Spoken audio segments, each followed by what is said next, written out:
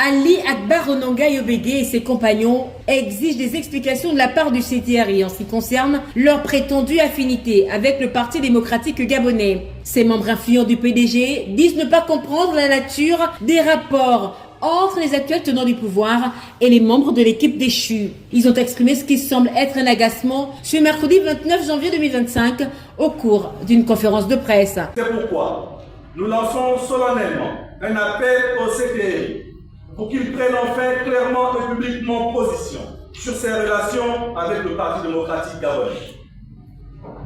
Les deux communiqués précédents du CTRI, numéro 050 et 067, qui dénonçaient à mot à peine voilé les tentatives de rapprochement du PDG, ne suffisent plus face à la gravité de la situation. L'heure n'est plus au message sibyllin, mais à la clarté.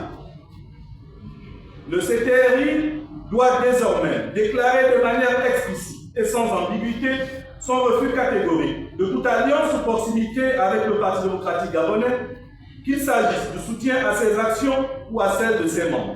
Cette prise de position doit être directe et sans équivoque pour mettre fin, une fois pour toutes, à la confusion savamment entretenue par certains qui, le jour, proclament leur distance avec le PDG et la nuit négocient son soutien. Ces hommes qui assument pleinement leur appartenance à cette formation politique disent ne pas comprendre le mutisme affiché par l'équipe dirigeante du PDG qui, plutôt que de défendre le parti accusé de tous les maux qui minent le pays, préfèrent se taire et choisissent de soutenir certains membres du CTRI qui ambitionnent garder le pouvoir. Depuis le coup d'État du 30 août 2023, le PDG est devenu, comme vous le constatez, le bouc émissaire de tous les maux du Gabon.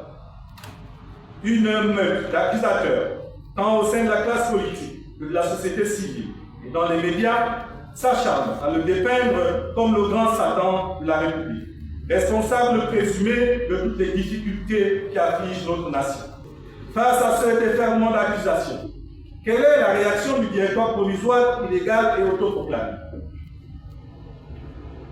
Un silence assourdissant, aussi lâche que complice.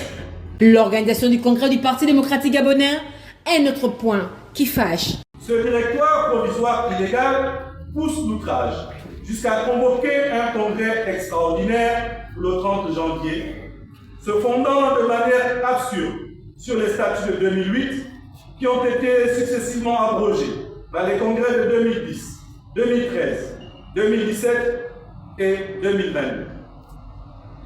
Cette tentative désespérée de ressusciter des textes caducs depuis près de 2 décennies déjà témoigne d'une manipulation grossière et démontre à quel point ce directoire est prêt à déformer l'histoire et la légalité pour servir ses objectifs. Notons que le Parti démocratique gabonais tient son congrès le 30 janvier 2025. Les uns et les autres sont impatients de savoir ce qui en découlera. Le CTRI, pour sa part, est attendu avec d'éventuelles explications au sujet de sa prétendue histoire d'amour avec le PDG.